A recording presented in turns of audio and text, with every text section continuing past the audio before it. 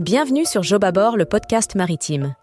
Reportages et interviews avec ses invités, Richard Fernandez vous partagera leurs histoires, expériences, leurs anecdotes et parcours professionnels afin de vous donner toutes les pistes pour plonger dans ce monde méconnu et ne pas naviguer en eau trouble. Alors, si vous avez le mal de terre, rejoignons tout de suite notre invité du jour. Bonjour à toutes et à tous et bienvenue sur Job à bord pour un nouvel épisode. Alors aujourd'hui, j'ai l'immense plaisir de recevoir Lucie avec laquelle on va embarquer pour une aventure pleine de détermination et de passion. Alors Lucie, elle s'est lancée dans une mission cruciale, nettoyer les eaux de la Méditerranée, rien que ça. Seule à bord dans sa quête de dépollution du côté de la Corse, rejoignant tout de suite une femme passionnée et passionnante. Lucie, bonjour. Bonjour Richard. Alors Lucie, comment es-tu rentrée dans ce milieu maritime ? Alors, je suis rentrée un peu par hasard dans le milieu maritime. Je suis partie aux Açores pour des vacances et j'avais toujours voulu faire une transatlantique en bateau-stop. Je me suis restée bloquée aux Açores, il y avait plus d'avion. J'étais un peu au pied du mur et j'ai décidé de faire du bateau-stop pour rentrer en France. Et donc, ça a été la première expérience maritime longue, dans le sens où c'était plusieurs jours en mer. Et après ça, j'ai décidé de faire des études dans un lycée maritime afin de devenir matelot. Et ça a duré combien de temps tes études ? Alors c'était assez rapide et à vrai dire c'était après le Covid, donc ça a été encore plus réduit. C'était entre 3 et 4 mois. Oui, 3-4 mois. Et donc t'étais en théorie, t'as fait de la pratique également ? Alors c'était mixé, il y avait de la théorie, de la pratique, de la sûreté et de la sécurité bien sûr. Donc ça a été des bases théoriques, il y avait aussi un peu de législation et après il y avait des manœuvres avec un bateau école. Donc tu étais au pont, hein, c'est ça, au service pont. Exactement, pour devenir matelot. Pour devenir matelot. Formation, qu'est-ce qui s'est passé pendant cette période ? Alors déjà, il y avait beaucoup d'informations à prendre qui étaient nouvelles pour moi, un nouveau domaine, un nouveau milieu. Donc ça donnait déjà un aperçu de savoir si ça me plaisait ou pas, parce que entre faire du bateau stop et ensuite être à l'école et apprendre le travail réellement que cela peut apporter ou la configuration des choses en mer, la vision est différente. Donc ça m'a déjà amené une vision globale du métier que je pouvais faire avec cette formation-là. Une mouette m'a dit que tu as également étudié la géologie. Oui, j'ai étudié la géologie en Nouvelle-Calédonie, dans le secteur minier. Alors c'était les études que j'avais commencées juste après le lycée. Et c'est vrai que on est assez mal orienté quand on sort du lycée, donc j'avais fait de la géologie, non pas que ça ne me plaise pas, mais par la suite, je me suis rendu compte que je préférais peut-être un autre milieu. Et le milieu maritime est venu à moi, donc ça m'a comblée et j'en suis heureuse. Tu as touché un peu de mécanique ? Alors par la suite, j'ai touché à la mécanique bateau. J'ai fait une première expérience de pêche aux Açores. Après l'école maritime, je suis repartie aux Açores pour ma première embarcation. Et du coup, c'est un bateau de pêche. Et on est tombé en panne en plein milieu de l'océan Atlantique, parce que les Açores, c'est au milieu de l'océan Atlantique. Et du coup, je me suis rendu compte que déjà, je servais à rien et que je n'y connaissais rien et que c'était primordial d'avoir un minimum de connaissances en mécanique bateau lorsqu'il y a une avarie ou un problème en mer. Et ça m'a amené à m'intéresser à la mécanique bateau. C'était quel style de pêche ? Alors, c'était de la pêche au thon traditionnelle. C'était avec des cannes. C'est un label Safe Dauphine.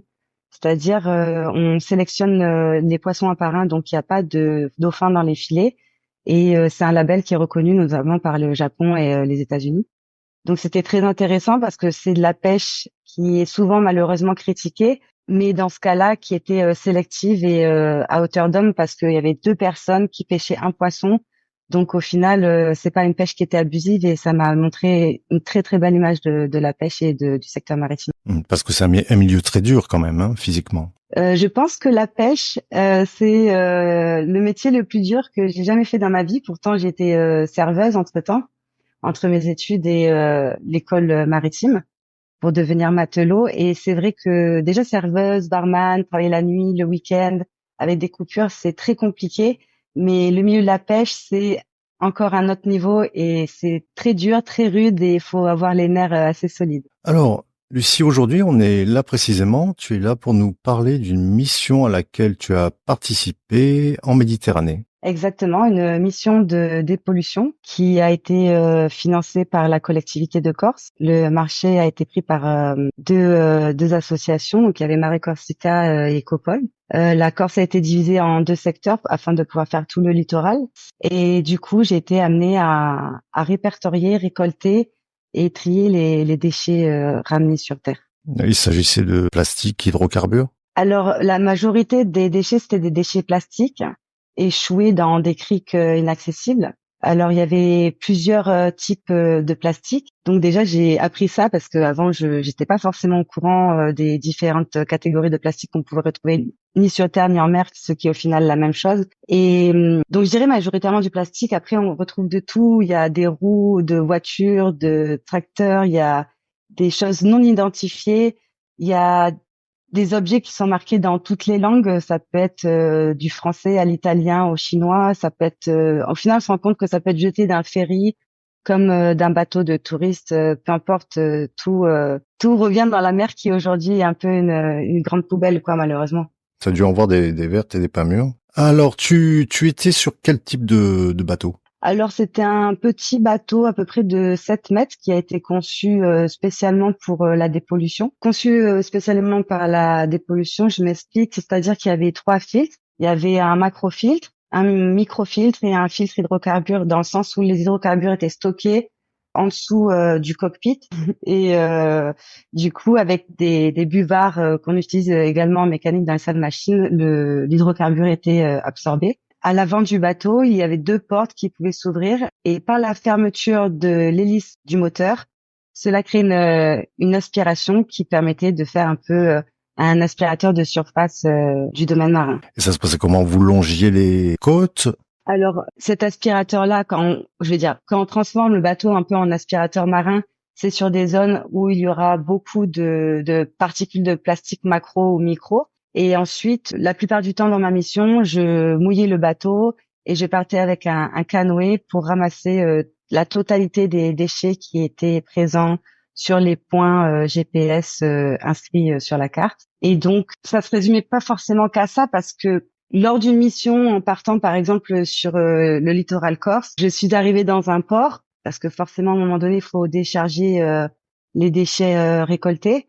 Et lors de la nuit, un bateau a explosé, mais moi je n'étais pas forcément au courant. Et le bateau était donc parfait pour faire cette récolte d'hydrocarbures, c'est-à-dire qu'on amarre le bateau au quai du port, on active l'aspirateur, on met des boudins spéciaux hydrocarbures qui sont fournis dans normalement la totalité des ports, en tout cas en France, et on sécurise la zone polluée et on aspire tous les hydrocarbures et objets pollués flottants en bois, en plastique, qui sont à la surface de l'eau. C'était limité au niveau des déchets qui plongeaient, mais à vrai dire, je pense qu'il y a 90% des déchets qui ont été récoltés. Au bonheur du port qui a pu être nettoyé, parce que c'est vrai que ça pouvait aussi impacter tous les autres bateaux des touristes, des autres pêcheurs, de toutes les personnes qui ont leur bateau au port. C'était un peu gênant parce que les hydrocarbures, ça peut ronger les matières des coques en la constitution du bateau.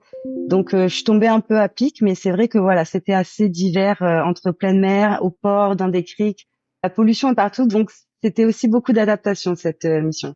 Et comment vous décidiez les zones à prospecter? C'est-à-dire aujourd'hui, on va faire telle zone. Alors, comme je disais, moi, mon secteur, c'était le Cap Corse. Donc, j'avais des points qui ont été fixés sur la carte, potentiellement avec beaucoup de plastique emmagasiné, on va dire, suivant les courants et suivant le vent et suivant plein de paramètres qui ont été calculés par des plus compétentes que moi dans le domaine, comme des ingénieurs ou des scientifiques. Et donc, ces zones avaient beaucoup de plastique, en effet.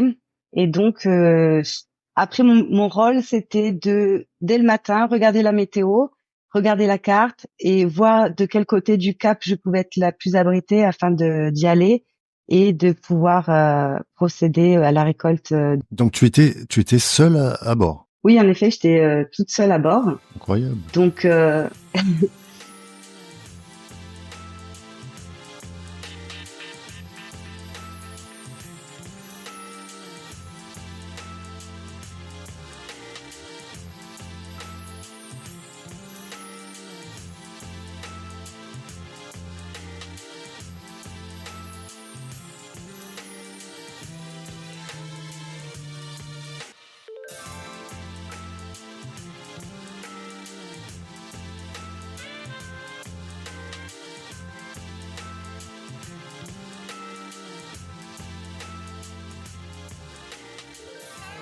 C'est comme différent d'être seul à bord quand on a des responsabilités.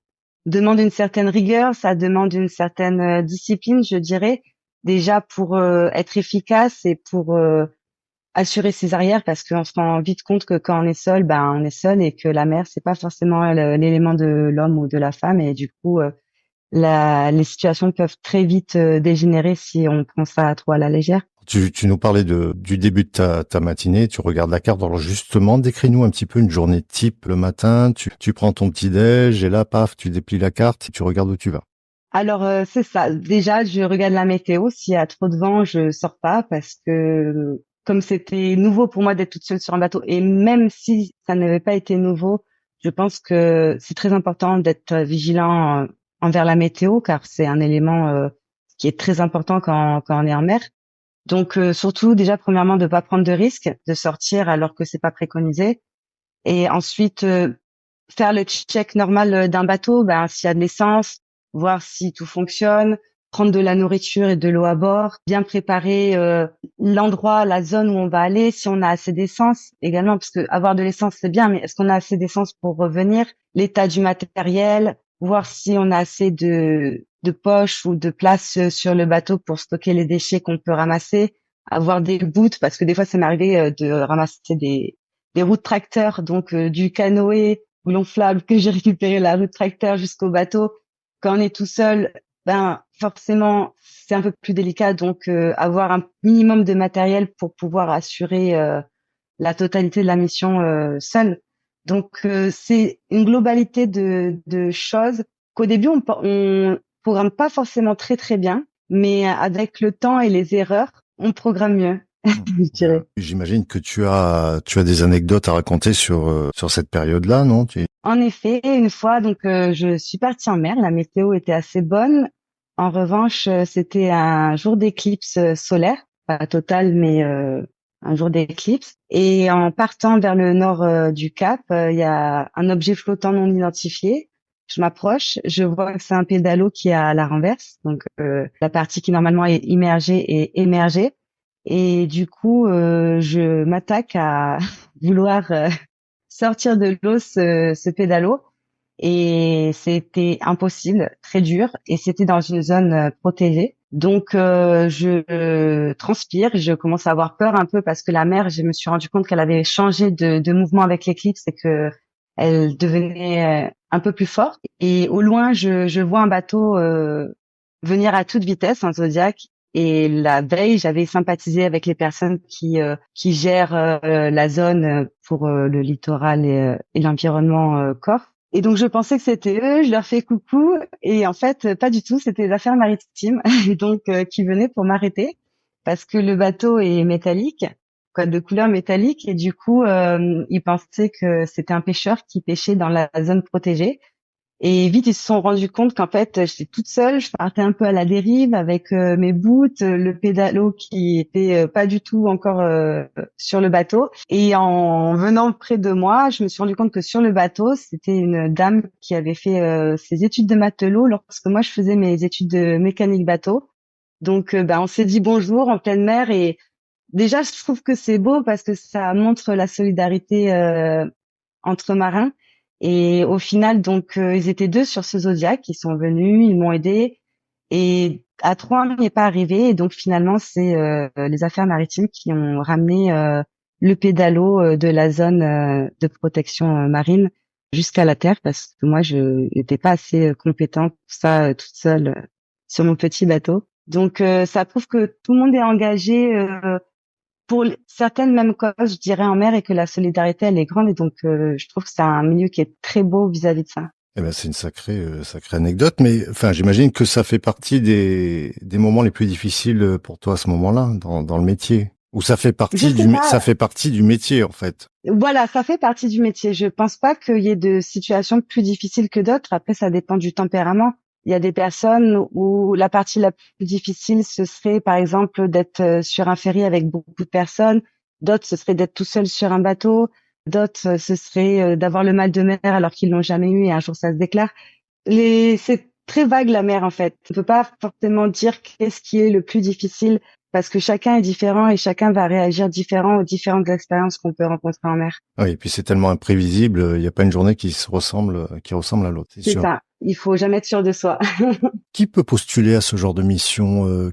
Quel type de certification ou de formation est-ce qu'il faut pour pouvoir contacter la mission et proposer ses services? Alors, moi, j'avais donc mon matelot, première formation maritime. Ensuite, j'avais fait mon 250 kilowatts, qui est un petit diplôme de mécanique, on va dire un avant-goût de la mécanique bateau. Et avec ces 2 diplômes, on peut ajouter le CRR, qui est un diplôme civil de radio. Et avec ces 3, du coup, diplômes, les 2 qui font partie de la marine marchande, donc matelot et mécanicien de 150 kilowatts, plus le diplôme civil de radio, on peut demander au BACPN, qui est un brevet d'aptitude à la conduite des petits navires, qui permet du coup d'être capitaine de navires de moins de 12 mètres avec des distances très restreintes du littoral et permettent du coup d'être capitaine sans forcément passer le capitaine de sang et déjà avoir un avant-goût de ce qui est d'être capitaine sur un bateau et quelquefois du coup d'être tout seul. Très bien. Tu peux rappeler les 2 missions, le nom des missions auxquelles tu as participé? Alors, c'est une même mission et il y avait 2 institutions qui se sont fait la Corse. Il y avait Mare Corsica qui faisait les 2 tiers sud et Ecopole pour laquelle je travaillais qui faisait le tiers nord. Et donc, ce sont des personnes qui se connaissaient et qui savaient qu'ils ne pouvaient pas faire la Corse tout seuls, donc ils se sont partagés la Corse en 2 parce qu'ils préféraient être plusieurs groupes, on va dire, plusieurs associations plutôt que d'être tout seul et mal faire le travail, ils préfèrent être en équipe et avoir une pertinence de travail plus élevée. Alors, quel conseil, Lucie, donnerais-tu à quelqu'un qui veut se lancer dans ce secteur maritime? Je pense déjà qu'il faut se lancer. Dans tous les cas, 3 mois d'école, c'est pas grand-chose. Même si au final ça plaît pas aux personnes, je pense que c'est mieux de faire ces 3 mois d'école et de faire une expérience dans le maritime et de vivre les choses vraiment réellement, plutôt que de s'arrêter sur des idées conçues ou des pourparlers des gens.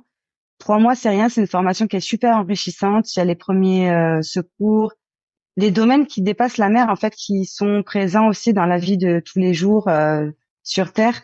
Et donc, c'est pas des connaissances qui sont perdues, c'est pas du temps perdu, c'est vraiment quelque chose qui amènera toujours de la valeur à la vie qu'on a dans la vie de tous les jours. Donc, déjà de se lancer, de pas avoir peur, de faire une expérience avant de parler ou avant d'avoir des préjugés. Et le monde de la mer est tellement vaste, il y a tellement de styles de bateaux, il y a tellement d'expériences qui peuvent être faites, de ne pas s'arrêter à la première expérience si elle n'a pas plu et au moins d'essayer un autre type de bateau après. D'accord. Est-ce que je peux te demander tes projets futurs? Alors en ce moment, ils sont un peu flous. J'aime beaucoup les missions en mer diverses et variées. La pollution marine m'a beaucoup émue. En tout cas, ce que j'en ai vu, ça m'a beaucoup blessée et je pense que le gouvernement français, en tout cas dans les pays européens, fait beaucoup d'efforts et essaye vraiment de protéger le littoral, que ce soit de la surpêche, ou que ce soit de la pollution maritime. On voit de plus en plus, par exemple, à Marseille, des drones qui sont utilisés pour essayer de refuser les bateaux étrangers qui polluent ou qui dégazent dans le port. Et je pense que cet attrait que le gouvernement français a pour essayer de protéger son territoire, j'aime bien et je me dis pourquoi pas voir les choses en plus grand et peut-être travailler pour la nation. Et peut-être à l'international? Et peut-être à l'international, qui sait. Tu t'es renseigné s'il y avait d'autres missions comme ça à l'international qui pourraient être intéressées par tes services? Alors en effet, il y en a. Je sais qu'il y a Plastic Odyssey qui en ce moment est à Tahiti et qui bouge pas mal en Afrique et outre-Atlantique. Dans tous les cas, la mer, c'est la seule chose qui entoure notre Terre. Les continents, des fois, sont divisés, sont séparés, mais ce qui relie tous les continents, c'est la mer. Donc forcément, il y a des bateaux qui font de la dépollution tout autour de la Terre, et c'est sûr que à l'international, ça me plairait beaucoup. Et c'est ça qui est bien dans le milieu maritime, c'est que il n'y a pas de limite, parce qu'il n'y a pas de frontières et l'eau, elle fait le tour de la Terre. Du coup, en effet, l'international peut-être un jour, mais chaque chose en son temps. Très bien, Lucie. Lucie, ce podcast va se terminer. Je te remercie beaucoup pour ce beau témoignage et je te souhaite bon vent. Ben merci. Au revoir, Lucie. Au revoir.